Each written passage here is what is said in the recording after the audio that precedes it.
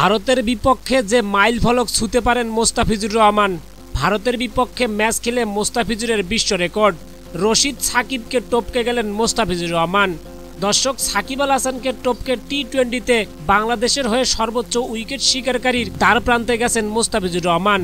আর মাত্র একটি উইকেট পেলে টি-20তে বাংলাদেশের সর্বোচ্চ উইকেট শিকারকারীর রেকর্ড গড়বেন মোস্তাফিজুর রহমান। বর্তমানে সাকিব 129 ম্যাচে এবং মোস্তাফিজ 117 ম্যাচে সমান 149টি উইকেট শিকার করেছে। আজ বুধবার দুবাইয়ে সুপার 4-এ নিজেদের দ্বিতীয় ম্যাচে ভারতের মুখোমুখি হবে বাংলাদেশ ক্রিকেট দল। এ ম্যাচে এক উইকেট পেলে টি-20তে বাংলাদেশের হয়ে সর্বোচ্চ উইকেট শিকারকারীর রেকর্ড গড়বেন কাটার মাস্টার মোস্তাফিজুর রহমান।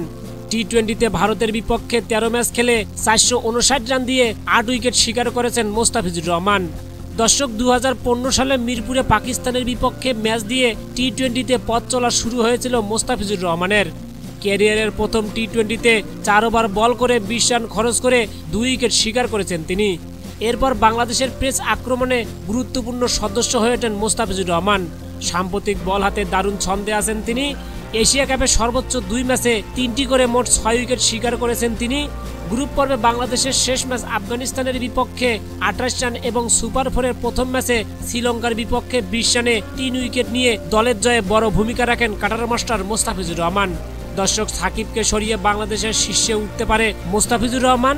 আর বিশ্বের চতুর্থ বোলার হিসেবে টি-20তে 150 উইকেট শিকারকারী ক্লাবে প্রবেশ করবেন কাটার মাস্টার মোস্তাফিজুর রহমান। এর আগে আফগানিস্তানের রশিদ খানের 173 উইকেট, নিউজিল্যান্ডের টিম সাউদি 164 উইকেট এবং ইদ সৌদি 150টি উইকেট। টি-20তে 150 বা তার বেশি উইকেট শিকার করেছেন।